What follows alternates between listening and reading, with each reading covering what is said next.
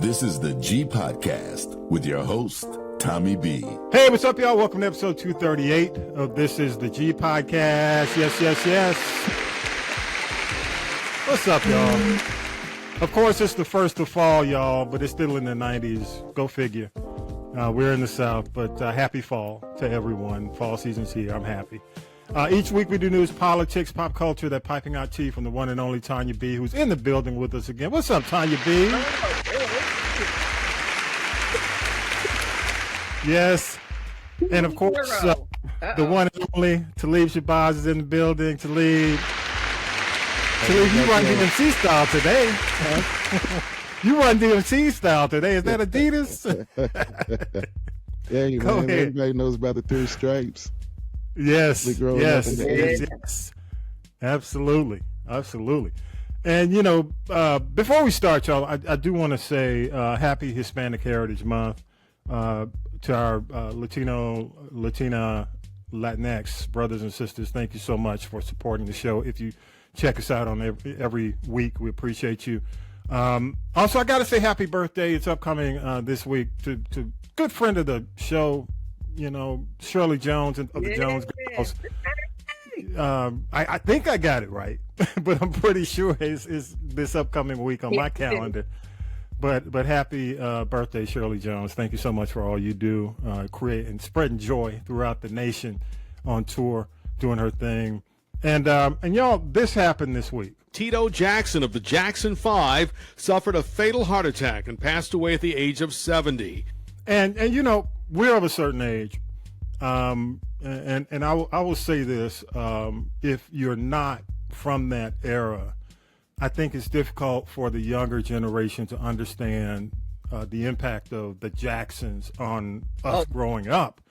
I mean, the Jacksons were our Beatles. Yes. They were the black people's Beatles, you know, cartoons, cereal, Right. you know, Saturday morning, you know. The TV special. Oh, my God. Carol Sisters in Burnett your show. sisters and Hair. female cousins' rooms, you know. Oh, yes. Yeah, I mean, it was. Go ahead, y'all. You Go ahead. forgot that famous Jackson 5 poster. Oh, which one? The poster, any of them. Right, Oh, yeah. Any Jackson 5 poster. man. Look, I had quite a few female cousins who were older than me, and there were two that used to battle over, you know, oh no, it's Michael Jackson. No, it's Foster Silver. No, Oh, it's no, not that. Jackson. Oh, You know, so Misdemeanor. yeah, so well, his crimes were not a misdemeanor. Let's just say that. Foster. Yeah. Yeah, it was. Oh man, they grew up fast. I'll just leave it at that. That's a whole nother show. But I will say this, y'all. One of the best concerts I have ever gone to, and people ask me to this day, was the Triumph tour. Is that the one? Can you feel it? Was that Triumph? What was the Victory? Or was it between the two? I think that was Triumph because that was the Randy coming out. yeah, that was right. Yeah, it was in 1980 in Atlanta. It was at the Omni. It was a special concert for the missing and murdered kids. Oh, wow. And yeah, I mean, they came in. Maynard Jackson was there. It was a big deal. It was the best concert to this day. There are only a few concerts that rival it. And when I was there, I really got a chance to see that Jackson mania. I mean, women almost jumping, falling off from the third level. And it wasn't just young women. It wasn't. No, it wasn't. You know, the women that were the ages of the group member. Mm-hmm. Mm-hmm. And that Yep. was So as you leave, unfortunately, Tito got the brunt of a lot of, you know, kind of just silly jokes. It was never hard, but man, hearing him dying at 70 was just like, wow, we're here. You know what I'm saying? The thing was, Tito was that quiet guy. You notice Tito and Marlon were like the quiet guys. Jermaine wanted attention, so he'd do whatever he could do. Michael didn't need it.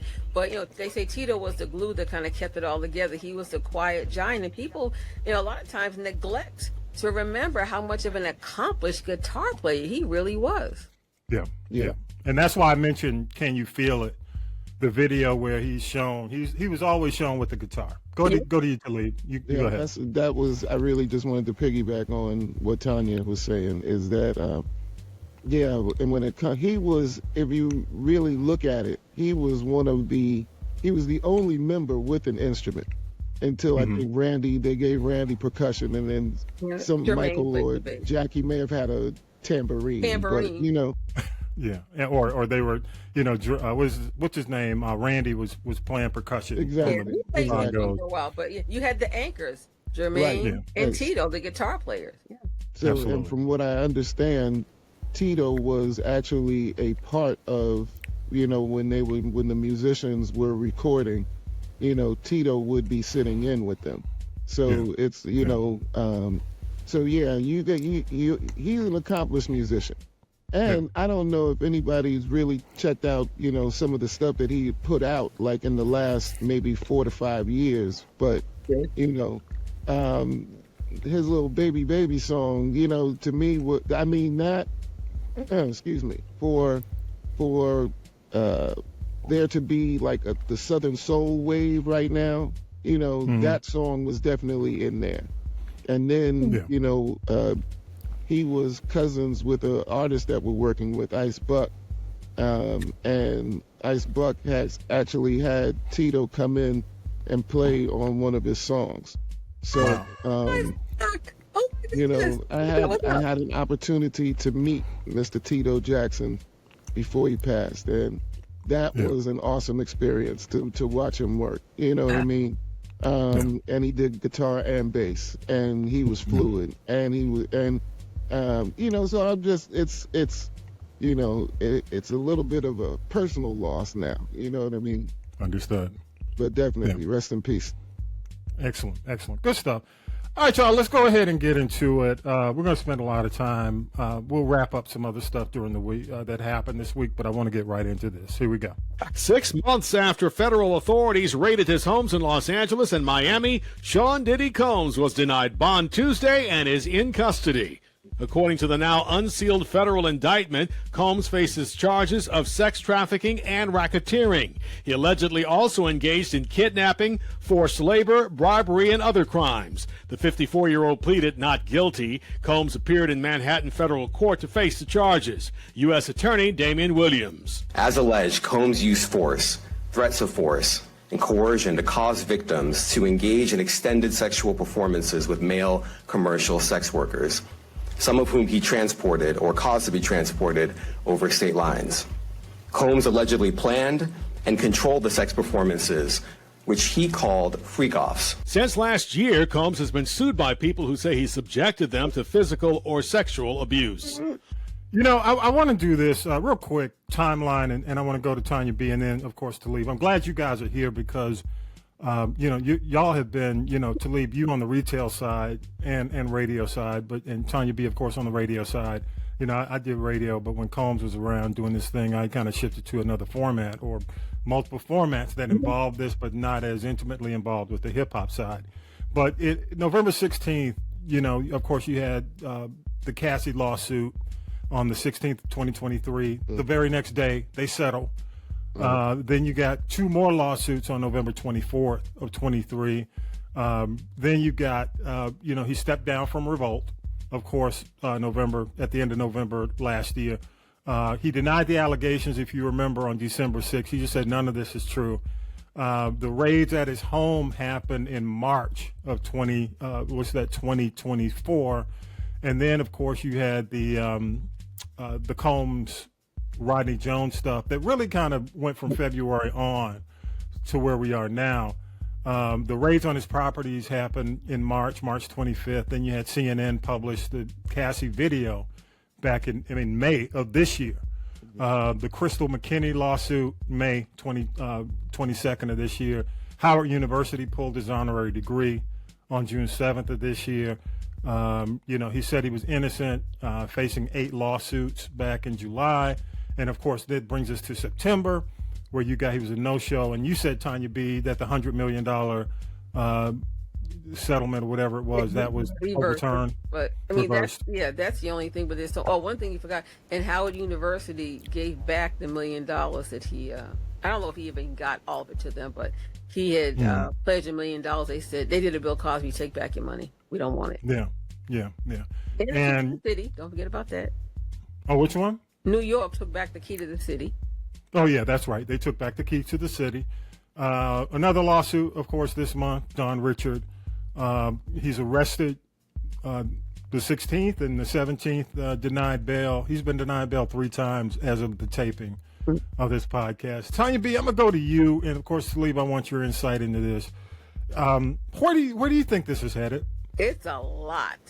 It's shaken. Once again, I believe it is really shaking what's left of the music industry to its core, because you see people that somehow had even if a small connection to Puffy, they're suddenly resigning, and if they don't resign, they're being fired. I just think he had the mindset of R. Kelly, where I'm untouchable. But, you get to the point where when the feds come in, they watch you for a while. When they come in, they do not come to play. They're not going to come and put all that manpower and put all that time and effort into something like this, only to lose and to have him walk. R. Kelly thought he was untouchable as well. But it's interesting how when the money gets short and people get mad, they really start talking. People just like R. Kelly people, these people are going to start talking to avoid prosecution, because they were basically accessories before, during, and after the fact. Yeah, so true. I want to go to you, Talib, on this. Where do you think it's headed, man, based on everything we just went over? Well, he's going to jail. Yeah. It's not looking good for a lot of people. That's the thing about this. What could be revealed and what will be revealed, and then what should be revealed in this whole matter. You know what I mean? There's a lot of different layers to it, because of the fact that there were always rumors, but nothing was ever brought to light. So there are a lot of people who have heard about this behavior going on, but none of the people who spread the rumors were on the inside. Did. Yeah. You know what I mean? But the rumors have to come from somewhere. Knowing the music industry and knowing, what a blatant casting couch used to be, that used to be prevalent in the industry. Are we surprised? No. No. I'm not. No. I'm not saying that the casting couch doesn't go on in every industry. Now that I've seen other industries, I see that, there are people who are definitely willing to sleep their way and use, use people's vices in order to get business done. Yeah. So. And you know what? Let me say this to that, Talib. Yeah. I think they were talking about you talk about R. Kelly and you talk about Diddy. One of the things I think that separates Diddy and R. Kelly had mind control over the victims, the women. To the fact, and let me say, to the point where a lot of the women who were in that cult, whatever, the sex cult in these houses, they were denying their families' efforts to get them out of it. Right. With this was coercion. This was blackmail. It was, coercion is probably the biggest word, because and the blackmail, because in a lot of cases, a lot of these people were on video, and he taped everything, and he was, according to the suit, the indictment, in a lot of cases, he was using it against the sex workers to keep them moving forward. Yeah. And the other thing, I don't know if you saw the TikTok, and I don't know what year it was from, but where you saw Kevin Hart was on the mic, and the girls were in the tub, and the girl's hair catches on fire.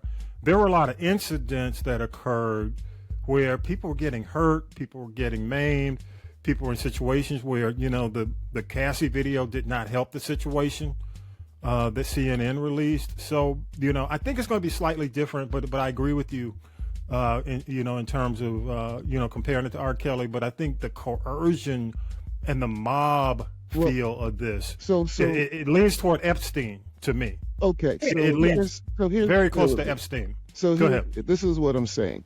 And No, you're right. You're right. I Right. agree with you. I'm not disagreeing. So coercion is coercion. Hmm. Whether it's a man manipulating young women around him using money or his celebrity, or just his good game, is the same type of coercion that it takes for a music mogul to get 80% of your publishing. Yeah. Yeah. You understand what I'm saying? And, I call it MIP, music industry pimping. Yeah, straight up. Absolutely. And you know what? That's the biggest word that I hear, that I see when you look at this. I'm like, damn, this dude is like the Mac. Right. I mean, he thought he was a simp. Let me say this: people who are manipulators, Yeah. like an R. Kelly and a Puffy, and there are others, and some of them I know, I won't say their names, and I have no fear of them, but they're just not worth the power right now. Right. Yeah. They know how to hone in on people's weaknesses. Yeah. Yeah. Most of the people that were in that situation with Puffy wanted to be, their weakness was they wanted to be in the room. They wanted to be or there. They wanted to be famous, or they wanted to Right. be a star, or some of these girls, they wanted to get pregnant by him or somebody in the room so they could flat back it for the next 18 years. Right. And people that's manipulation, whether it's mental manipulation. And I think R. Kelly might have taken it to a higher level than Puffy, but I think both of them have a lot of commonalities in the way that they did. Really? Because R. Kelly, remember, he was threatening people with the Yeah. text messages. They set the girl's house and the girl's car on fire. Right. Puffy would be Here's the threatening reason. people. Even Shine said how he came. No, I'm sorry, the Craig Mack video. How he was planning. He went to meet with Puffy, who had threatened him when he wanted out. And look at all the guns that they found. That was also manipulation. Okay. And terroristic So, threats. Not So meaning to cut your wisdom. Not meaning Hang to on. cut your wisdom. Go ahead. Really. Talib, I can't hear you. Go one more Okay. time. It's like this. 2 Live Crew said it best. No ass, bitch. No backstage pass. Yeah. And that's what this whole thing comes down to. So, ass, and there was another expression, I believe I was maybe about 7 when I heard this first one. It was ass, gas, or cash, but nobody rides for free.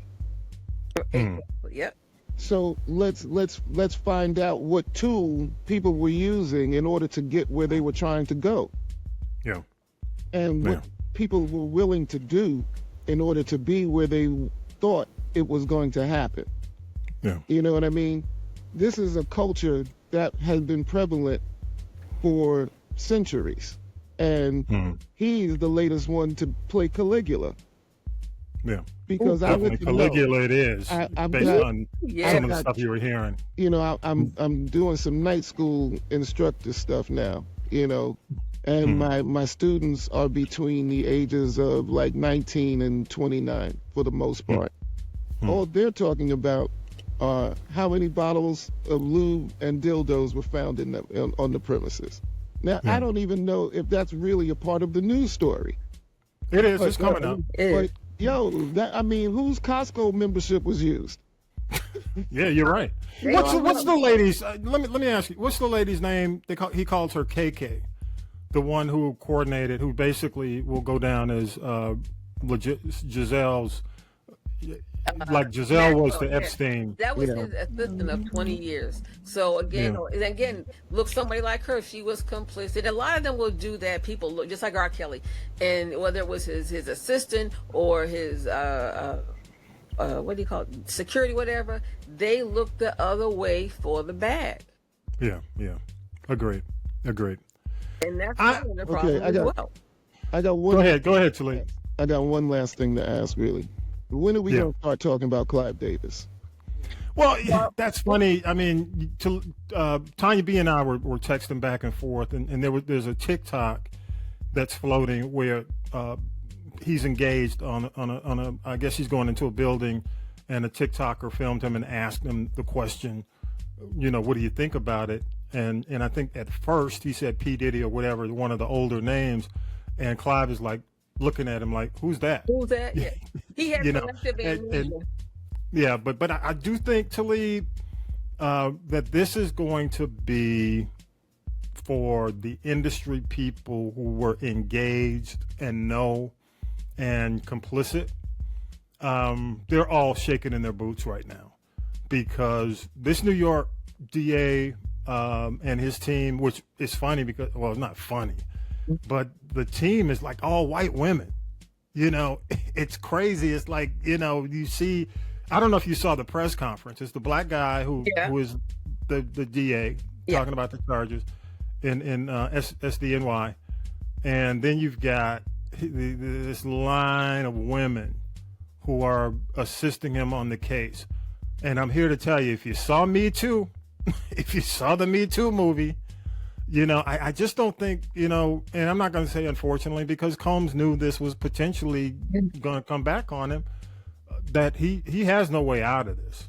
And if there is a way out, it strips him of every asset he has. If there is a way out. So if there are any assets left, but I'm saying, you know, when you don't, like R. Kelly, when the money runs out, you can no longer buy your way out. You cannot pay people to be silent. Right. Yeah. Right. So I compare it to Epstein. I compare it to Epstein. But go ahead, Talib. So let me get this straight. Are you saying, because, you know, there's also talk that he's a federal informant as well? Well, yeah, and that's the other thing. So, you know, that's why I say Epstein, because the people who know what he knows want him gone. Right. And in a lot of cases, that's why he's on watch. Right, exactly. So now we're talking about the whole, I mean, you know, as a quick side note, now we're talking about, you know, I bet you, since they're bringing up the RICO stuff, now they're even going to be looking to tie BMF or some of these other syndicates to Puff now as well. You know what I mean? Don't forget, especially because of the party skirt. You know what I mean? Because in the 90s, when BMF was down here turning Atlanta on its edge, that was also the height of the bad boy era. Yeah.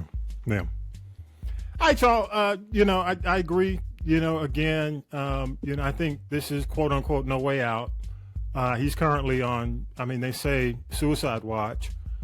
His attorney, I think, is denying his mental state because a lot of people are saying, you know, mentally he's out of it. And his attorney said, no, he's fine. He's coping. They keep denying bail because they feel he's a flight risk. But I will tell you, I think the biggest thing that's going to come out of this are the people listed, are the people on the list. Because the interesting thing, on the day that he was arrested, the number of people who actually resigned from situations, and you know, one of the first people was Kevin Liles. Of course, if you've been in the industry, we all know who that is. But I'm just saying, not implicating, but I'm just saying, a lot of it was timing, the timing of the resignations, the list of men who were on the list of resignations. It was suspect to me. Talib, one last thing. Go ahead. So really, I just wanted to kind of say it like this, you know, from the way that things are unfolding, this looks like he may have been compromised as early as the whole New York basketball game thing. You know what I mean? Because really, he never, you know, he was able to skate from that with just a couple of lawsuits. And from what I understand, what the last of the lawsuits was only settled maybe like less than 10 years ago, you know, in something of a more recent time frame from when that happened. So, you know, I'm just like, somebody set him up to be this guy. And he was a willing participant in it to enjoy, you know, 30 years of lavish living. But like at the end of every faulty contract, you know what I mean? Everything comes due. Yeah. And this is, but I'm with you right now. I'm with you, Talib, with the question about Davis. And I'm going to leave it at that because we have no documented evidence or any firm evidence of anything other than the fact that they were close and he was co-founder. But I do believe that what we see to come is going to rock the industry to its core. I really think so. And, you know, go ahead. No, I'm saying when you see, there are these tapes that have these alleged freak off tapes now that, people are buying and they're being sold on the dark web for 6 to 7 figures. But I had privy to a couple of lists, one I shared with you all, but when you look at the names of the people who are on these lists, some of whom have gone missing in action. And then I say again, why do you think Farnsworth Bentley stopped carrying that umbrella for Puffy? He got off that Titanic and went about his way. Puffy probably blackballed him, but he got out of the industry. But I'm saying, you can't tell me he doesn't know anything. Yeah. I mean, when you got, I'm saying, may I just say allegedly, but there are some people who've talked about it already. Everybody knows that Puffy was very close to people like Andre Harrell and Aaron Hall and Stevie J and Eve. And then there's one, this is an interesting theory I hear that's floating around. There's, so much innuendo and assumption. But if there was someone who's at a very high level that has higher level people supporting them, and they're on this freak off tape, I'm not naming any names, but if Puffy wouldn't give up the goods, they may have had some alleged involvement in bringing down this house of cards because they didn't want their activities on the freak off tape to be exposed. When I'm saying what's interesting also now, I'm waiting for Lifetime to do something, but I heard that 50 Cent has been collecting information for the last 10 years. Yeah, as a matter of fact, he just sold it to Netflix. Yeah, so yeah. I wondered when he would do it because every hour you turn around, you've got to update it and add something else. But he's kind of been, for whatever reason, gunning for this one for a while. And then there's this Kim Porter book, Kim's Last Words, that have this book allegedly resurfaced again. It was only 60 pages. I was told it was on Amazon. I couldn't find it, but some of the things that were in there would make you give somebody the side eye going, did she really die of pneumonia? Because she had allegedly copied some of these tapes as well, and was in some of those tapes. So she really knew what was going on because she was made to participate. Yeah.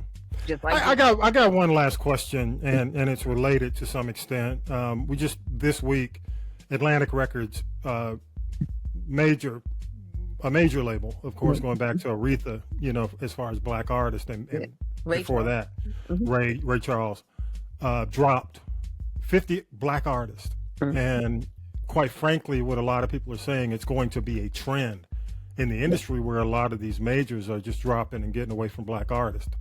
And I'll start with you, Talib. Jump in on this, and of course I know you got an opinion on it, Tonya B. But no, I don't. How much of this do you think comes down to people just saying looking at the Puffy situation and saying, look, if they ain't making money for me right now, I don't want the liability. Talib. Yeah. Okay. Listen, everybody is running scared right now. Everybody who's ever seen or heard or been party to, any of these alleged incidents, and I'm not even just talking about the drug-fueled sex parties, because it seems like that 4-word term is being thrown around like crazy these days. The guy from New York Board of Health guy got that caught on tape talking about how he was having drug-fueled sex parties with his wife and some friends during COVID, and now Matt Gaetz is back in the press, for his drug-fueled sex party. And I'm just telling you, this is the new trend right now, and this is what we're going to see. But in terms of what people are going to do about this Puffy thing, I think that everybody's going to be starting to get their ducks in a row. The people, people who were really involved. You're going to see more firings. You're going to see more people kind of running scared, and then it's not looking good for your boy. But I'm telling you, if you want to get to the heart of it, you get that dude who was funding Sean John and all these other companies. You got to follow the money. You got to look at Clive. Clive took out. So many people under Clive have gone mysteriously. You know what I mean? Yeah. Phyllis, Whitney. You know what I mean? Like, yo, man, this dude is a wrecking ball. And now, if he's had Puppy up under his thumb for all this time, I'm telling you, it's not looking good. But it's also going to show how serious they are to get to the whole thing, because if they're really going to root it out, these roots run deep. Yeah. Yeah, I agree. Yeah.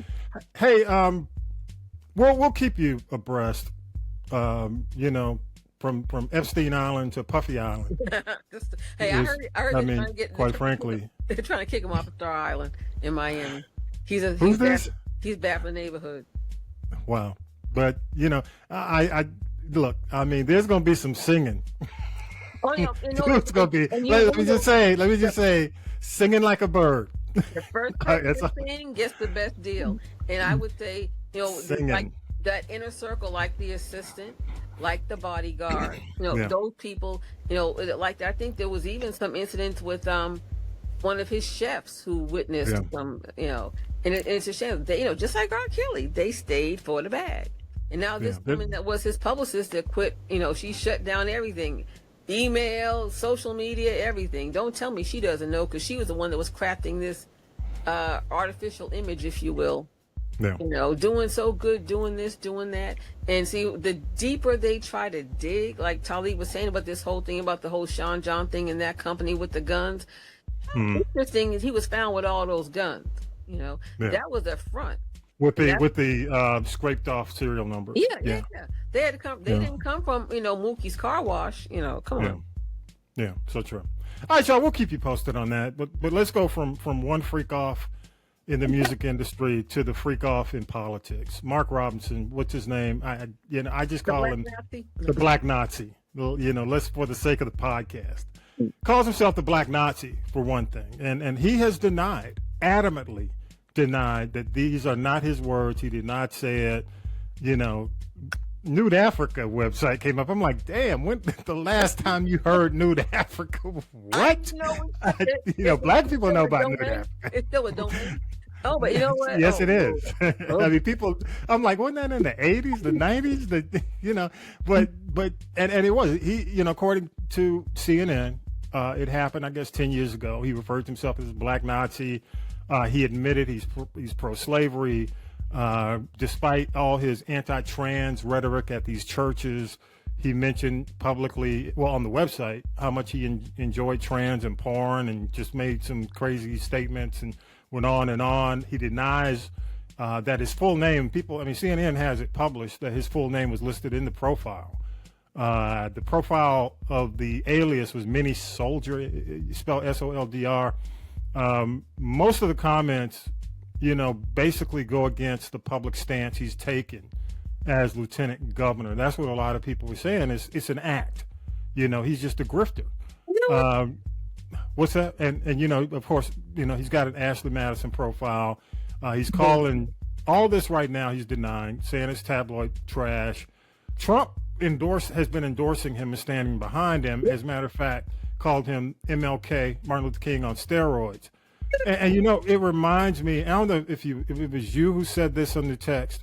He is the Clayton Bigsby, in the Chappelle show, the world's first black-white supremacist.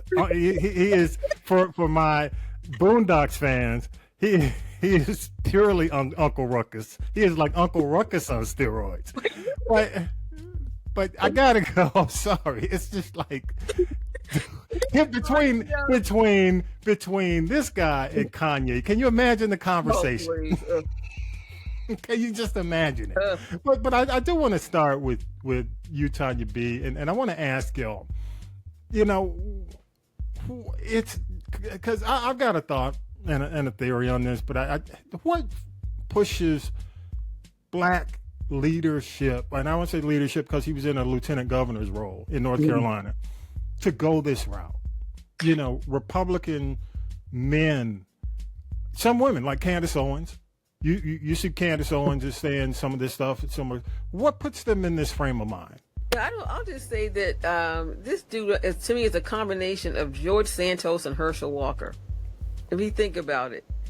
George Santos, he couldn't tell the truth if you put it in front of him, and Herschel Walker was just dumb as a box of rocks. My opinion, not that of this podcast.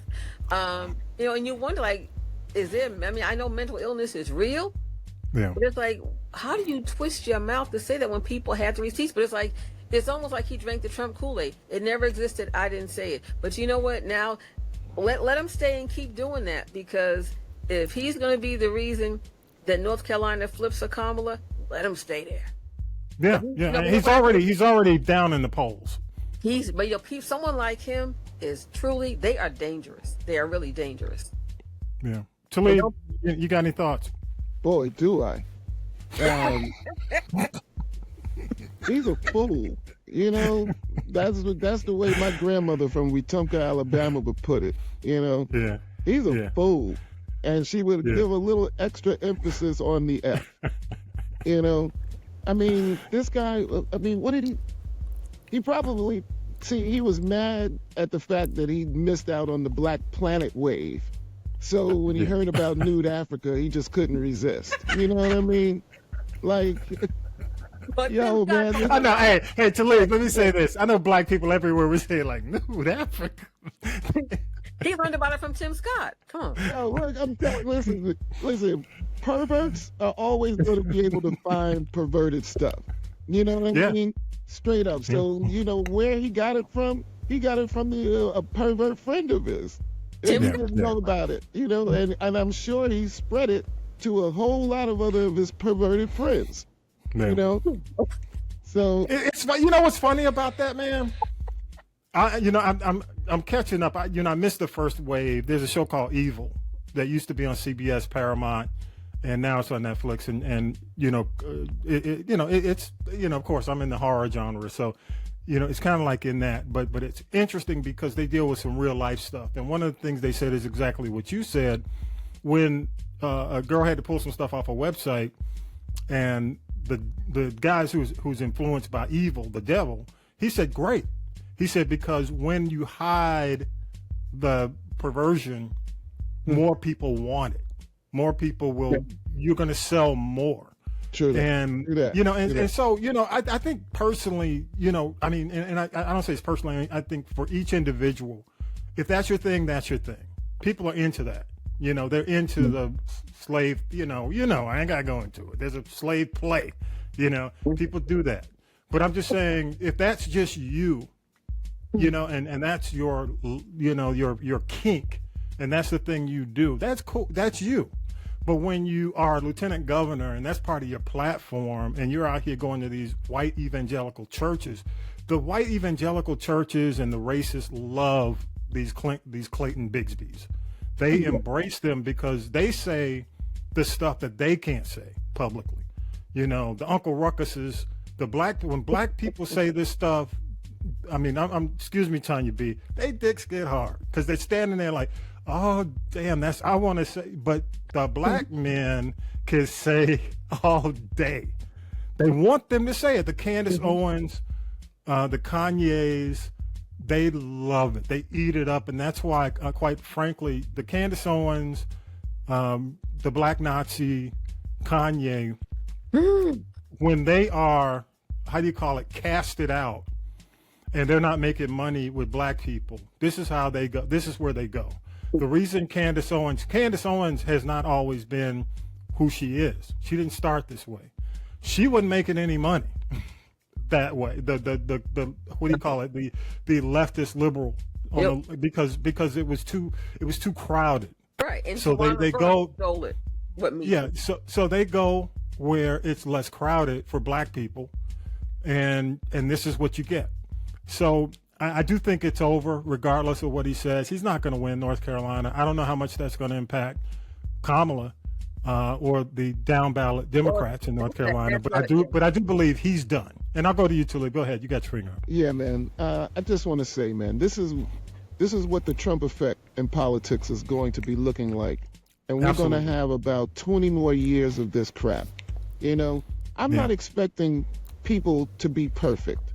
What I am expecting, though, is if you're going to be putting yourself in the public space, you're not putting your kinks out there to let everybody think that your kink is cool. Your kink don't run for politics. When Go ahead, to public office. What's the dog catcher? I'm looking for people who either don't have the crazy kinks I want somebody, or at least is going to be smart enough not to put their real name out there and then thinking they're going to run for some kind of public office.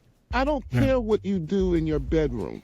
I don't want to know what you're doing in your bedroom. But if you put yourself out here for public consumption, I need you to be squeaky clean or damn near close to it. Because we need some people with some damn morals that want to speak for everybody. You and your kings don't speak for everybody. And if you're trying to, I'm tired of this crap. You know what I mean? This big ass burly black guy getting up there, he's bald, and he's going to be loud, and got the nerve and the audacity to stand in the house of the Lord and say some people deserve killing? Yeah. What kind of monster are you? You know what I mean? Like, really? Get the fuck out of here. Fuck out of here with that shit. You got it. Yeah. I echo. Go ahead. No, he maybe he's speaking into his, you know how they say you speak it into existence? You know, you be careful what you say, boy. But Tonya B. Talib, and I'm glad you said that, Talib. You know, I think, you know, you're absolutely right. And that's why, for me, you know, you and I, Talib, we have this conversation every week about politicians and how they avoid, you know, of course, you have your thing with Kamala. I mean, I've got my things with the Democratic Party. Right. I've had my issues with a lot of just politicians, because I tell people, you know, we have to get away from the cult of personality and back to people doing their jobs. You know, when a person runs for president or they run for any office, they're, you know, of course you want them to pay attention to your issues. If you're in the black community, you definitely want them to acknowledge, hey, I'm looking out for your interest, everybody's interest, but definitely I come from who you are. I want to definitely make sure you're okay. You're a big constituency. But on the other hand, I think they're just, you know, when it comes down to these Clayton Bigsby's, they're grifters, 100% grifting. You know, and I go back to, I'm not going to say her name, but you know who she is. I mean, these people, it's a grift. But unfortunately, that's why I want to get beyond the Trump era, because it's become kind of like Amway, and but you know what it is. It has become the Amway of America. And I'm glad you said that, because you think about it, and, you know, as much of a moron as Herschel Walker was, and you got Tim Scott and you got Big Baby Jesus over here. That, again, like George Santos, that is their grift. Yeah. Because they'll go out and raise enough money to live off for the next 4 or 5 years, because they know they're not going to win. But there's always that little piece of the common denominator of people that have 3 teeth and a 3rd grade education and a 2nd grade reading level that will give them part of their check every month, even if it's $5 a month. And then when they lose, they get to keep all the money. Yeah, and that's why, you know, the Jill Steins of the world. I mean, I'm not gonna get into it. I went off on that last week, but I'm like, look, if you're just grifting, if you're just making money, you know, on it, you're not trying to help anybody. Just get out. And you know, this stuff that now we're hearing about, you know, RFK and his craziness has boiled over. That's a family you know, it's just, for me, it's like, look, just get out of politics. Right. But if there's anything I ever agree with Bernie Sanders, I would like to see politics go back to being boring again. Yeah. Let's just go back to policy discussions. Let's just go back to debating policy. Let's get away from, you know, of course, I want to real quick shout out my TikTok, our TikTok folks, because they are, you know, again, TikTok, I don't know, YouTube, you know, just I won't get into it, but TikTok is engaged, and they make comments. People, you know, we're talking about, because I made a Jill Stein comment, and somebody said, well, you know, Democrats are in bad shape, but you know, it's politics in general. It's not just it's Democrats and Republicans. Money, the grift has, that's all it is, and the black money. You know, until we really get away from all the anonymous money that goes to these people that they don't have to report or you know, divulge, we're going to keep having this. Quite frankly, we're going to keep having it. I'll go to you, Talib. You had a thought, and then we'll get down to your thoughts for the week. I got one more thing, but we'll get to your thoughts. For the week. Go ahead. To be honest, I forgot my train of thought. So just fuck out of here. That's what I want to say. Hey, you know what? That's I applaud you. That is absolutely. And so you know what? I think it's time we got to move away, and that's not just black people, but that's white people too. Acknowledge, and I'm gonna say this last thing about this, and we got to move on. Evangelical community, please, white evangelical community, you look more and more like Pharisees every minute. Every minute, And it makes it difficult. People wonder why millennials and Gen Zs aren't embracing the church, the traditional church, because they can see through this. They're hypocrites. When you stand up and you don't basically slap these people on the hand or walk away from them when they say things or when they do things, and you keep supporting them. Would you, as a young person? I was smart enough to know. What are we doing? That's what the church is all about? That's another grift. It's another grift. So it's like this is like politics in the praisers. This is like the modern day Madoff. Yeah, I agree. It really all right, so hey, I do want to just real quick. I want to play a clip and let's get your 1 minute close, or I want to get we can go over a little bit. But I want to get what's on your mind that came up this week. But I want to start with this. In Michigan, the Harris campaign held a huge live stream event Thursday evening to boost turnout with help from Oprah Winfrey. The vice president has been trying to introduce herself to voters who may not know much about her and told Oprah why she decided to run. I felt a sense of responsibility, to be honest with you. And with that comes a sense of purpose. And let me say this.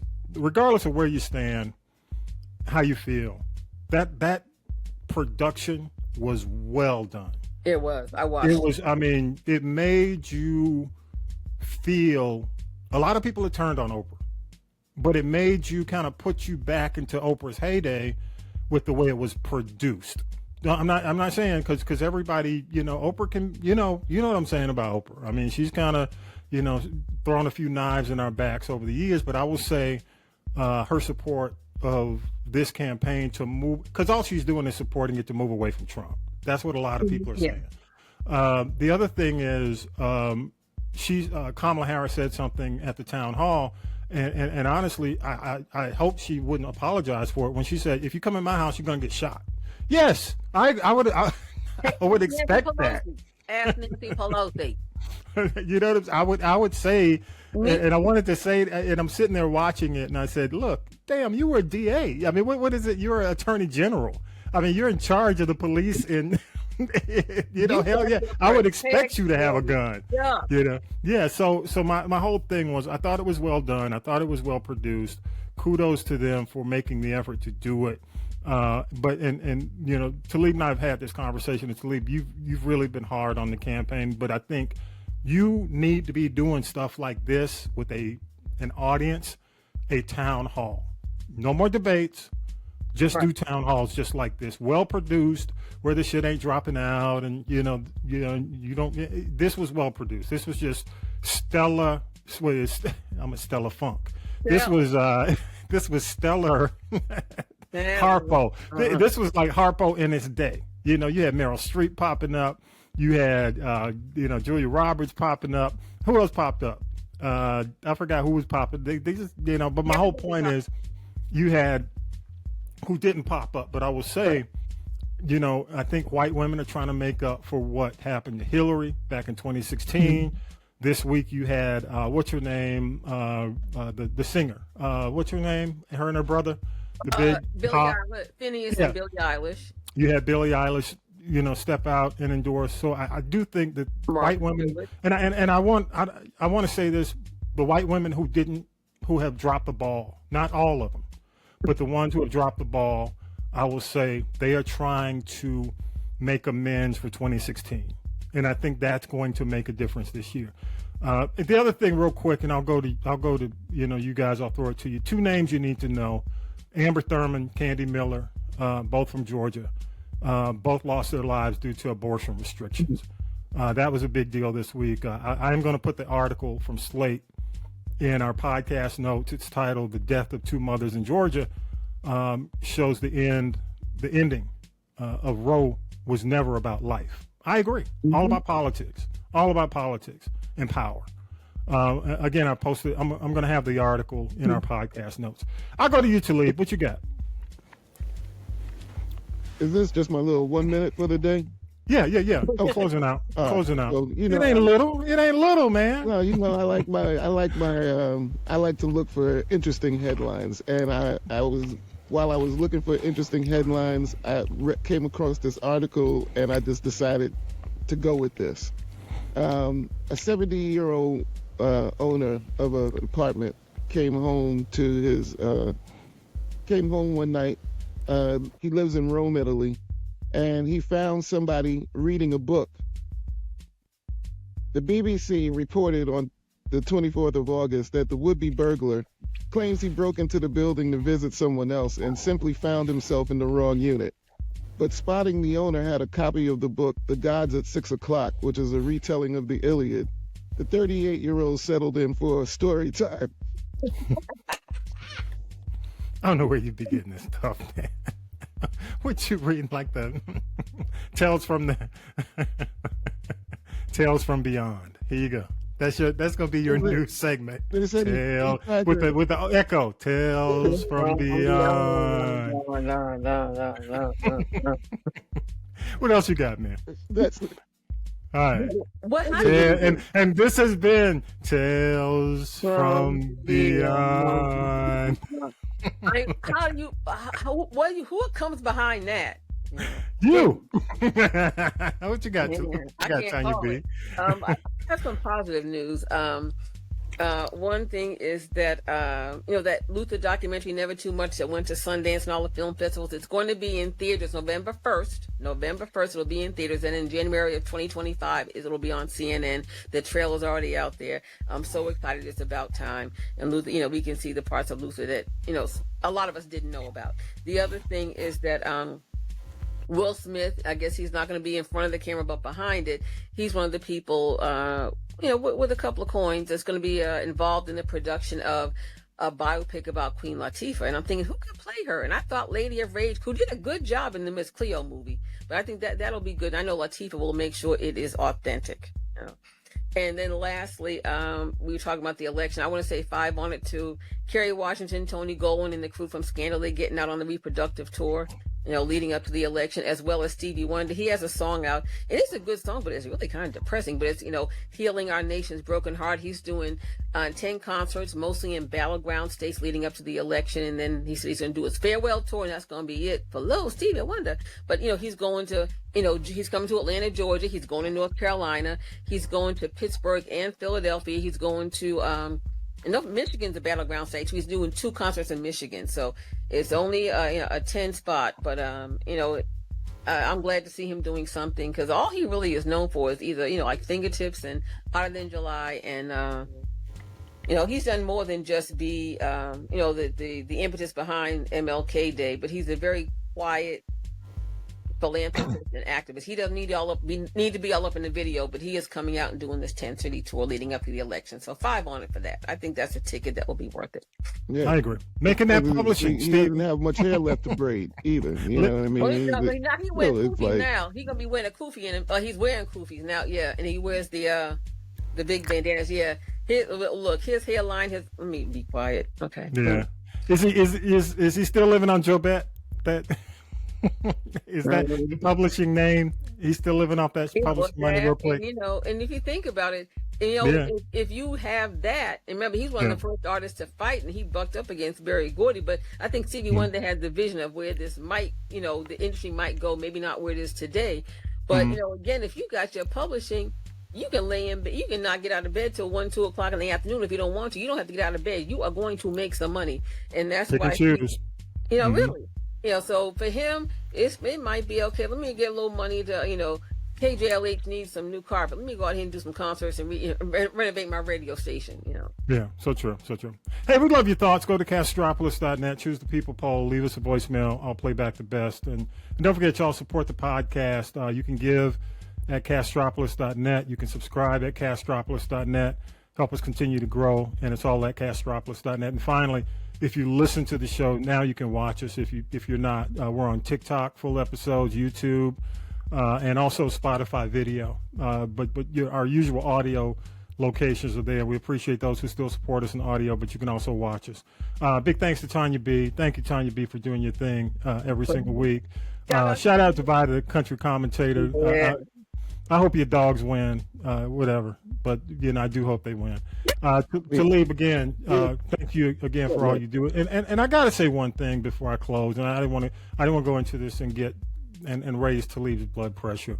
But y'all, and I do want to talk about it next week because I'm waiting to see who takes credit for these bombings, these exploding pagers, and these exploding walkie-talkies. I agree with AOC completely on this. This is dangerous. It sets a very bad precedent when it comes down to engagement in war. It does. It does. And not only does it piss me off as someone who funds the people who are probably behind this, but I think we're getting dragged more and more into a war. We are. We're going to be involved in what's going to become a regional war, and we need to really wake up and understand that this is a dangerous situation because it's very easy for somebody to do that to us. It's very easy with the way we carry iPhones around, and I wouldn't say we carrying pagers, but I do the way we carry phones, all these devices. It could very easily happen to us. Okay, that's responsibility for the killers and the bad guys, but the collateral damage is a problem. It's a problem. All right. Again, y'all, we appreciate it. Episode 238's in the can. Have a great week, y'all. And as always, say peace and power to the people. Have a great week. Power. Shout out to my sisters. Thanks for listening. You've been listening to This is the G Podcast. This is the G Podcast is a production of the Castropolis Podcast Network. Thanks for listening.